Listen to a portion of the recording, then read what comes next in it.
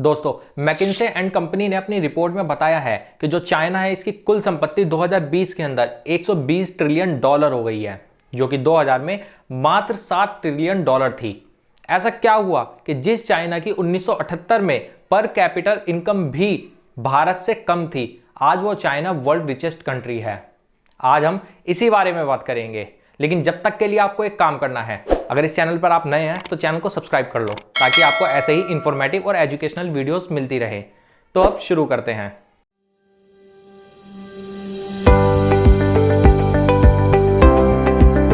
दोस्तों, बात शुरू होती है 1978 से, जब चाइना के अंदर देंग शियाओपिंग की सरकार थी। इस समय पर चाइना की सरकार ने ओपन डोर पॉलिसी को अपनाया। अब इस पॉलिसी के तहत उन्होंने अपनी अर्थव्यवस्था को, यानी कि चाइना की अर्थव्यवस्था को विश्व के अंदर दूसरे देशों की अर्थव्यवस्था के लिए खोल दिया, ताकि चाइना के अंदर फॉरेन इन्वेस्टमेंट और टेक्नोलॉजी को ट्रांसफर कराया जा सके। लेकिन चाइना उस समय पर इतना सक्षम बिल्कुल नहीं था कि वो और देशों से डायरेक्ट टेक्नोलॉजी ट्रांसफर की बात कर सके। इसीलिए उसने और देशों को चीप कॉस्ट लेबर की आदत लगवाई। इसी समय पर चाइना की जो सरकार थी उसने अपने बहुत से एरिया को फॉरेन इन्वेस्टमेंट के लिए ओपन कर दिया। अब ये जो क्षेत्र थे, ये थे स्पेशल इकोनॉमिक जोन, चाइना के कोस्टल एरियाज, चाइना के high tech development zone, high tech industrial development zone. इन क्षेत्रों को उसने फॉरेन इन्वेस्टमेंट के लिए खोल दिया। ओपन डोर पॉलिसी अपनाने के बाद इस टाइम पर चाइना की जो पर कैपिटा इनकम थी 770 यूएस डॉलर हो गई थी, जो कि उस समय से यानी 1978 से 14 गुना ज्यादा थी। चाइना की बहुत बड़ी पॉपुलेशन अनस्किल्ड पॉपुलेशन थी।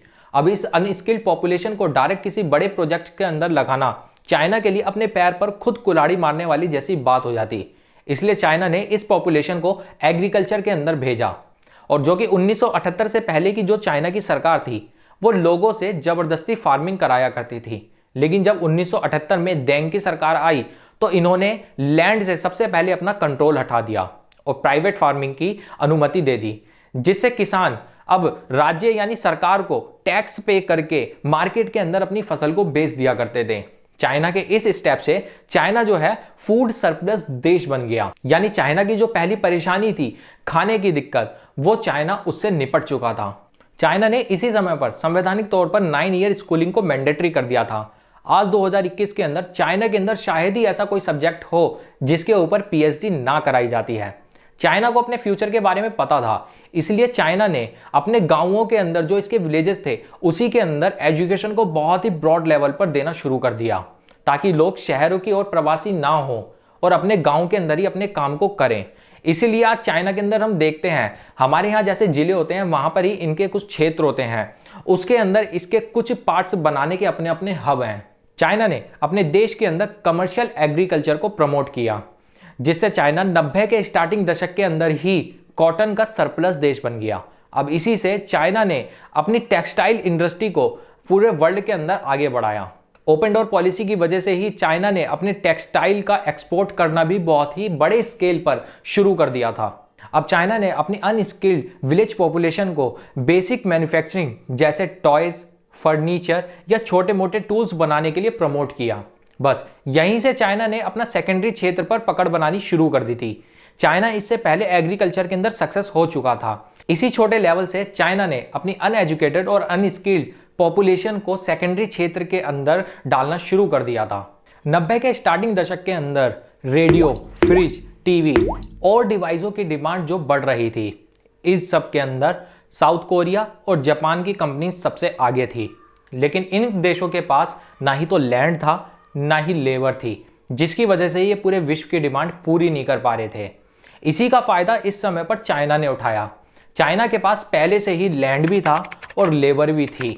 चाइना ने इन दोनों ही देशों को और भी जो साउथ ईस्ट के देश थे, इन देशों को अपने यहाँ पर यानी चाइना के अंदर लैंड और इकोनॉमिक लेबर का ऑफर दिया। बस यहीं से जो चाइना था एक मैन्युफैक्चरिंग हब कंट्री बनकर के उभरा। इसी को देखकर चाइना ने और देशों की कंपनीज को अपने देश में इन्वेस्टमेंट करने के लिए बोला। फिर इसने टैक्सेस और ड्यूटीज को कम कर दिया। 90 के दशक के लास्ट ईयर्स के अंदर यूएस के अंदर टेक्नोलॉजी बूम हुआ। एप्पल, डेल जैसी जो कंपनीज थी मार्केट के अंदर नई टेक्नोलॉजी लाई थी। अब इन टेक्नोलॉजी को आगे बढ़ाने के लिए और अपने काम को आगे बढ़ाने के लिए इन कंपनीज को लेबर चाहिए थी और अपने ही देश के अंदर फैक्ट्री लगाना इनके लिए बहुत ही महंगा पड़ता। बस चाइना ने अपने 90 के दशक के स्टार्टिंग के एक्सपीरियंस को यहां पर यूज किया और कंडीशंस के साथ चाइना के अंदर इन्वेस्टमेंट करने के लिए कहा। यह कंडीशन थी कि ये जो यूएस की कंपनीज हैं चाइना को टेक्नोलॉजी ट्रांसफर करेंगी। चाइना ने अपनी छोटी कंपनियों को यूएस की बड़ी कंपनियों के साथ मैन्युफैक्चरिंग में लगा दिया और टेक्नोलॉजी कॉपी कर ली। चाइना ने इस कॉपी टेक्नोलॉजी का यूज करके चीप रेट पर फोन और इलेक्ट्रॉनिक डिवाइस बनाने शुरू कर दिए और यहीं से चाइना जो है मैन्युफैक्चरिंग इलेक्ट्रॉनिक हब बनने लगा। 21वीं सदी के स्टार्टिंग में सर्विस सेक्टर आगे बढ़ रहा था जब चाइना ने इसका फायदा बहुत अच्छे से उठाया। चाइना ने अपने एरिया में गूगल, माइक्रोसॉफ्ट, IBM, फेसबुक और अदर IT कंपनीज के रिसर्च सेंटर खोलने की में हेल्प की। जोनजुआनसंग टेक्नोलॉजी पार्क में इन सब ने IT लेड कंपनीज के रिसर्च सेंटर खोले।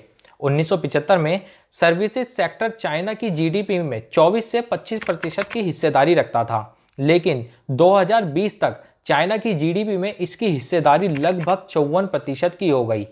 चाइना ने यहां भी अपनी कॉपीकैट नेचर का बहुत ही अच्छे से यूज किया। जैसे अलीबाबा ने अमेज़न और बाइडू कंपनी ने गूगल को कॉपी करके बड़ी कंपनी शुरू की। बाइडू कंपनी 78 से 80 देश में सर्च इंजन का काम करती है। सर्विस सेक्टर के बहुत से इक्विपमेंट चाइना के अंदर बनते हैं, लेकिन कंट्रोवर्सी के कारण वेस्टर्न के बहुत से देश चाइना के इन इक्विपमेंट्स को अप्रूवल नहीं देते और अपने देश के अंदर यूज नहीं करते, जैसे कि अमेरिका।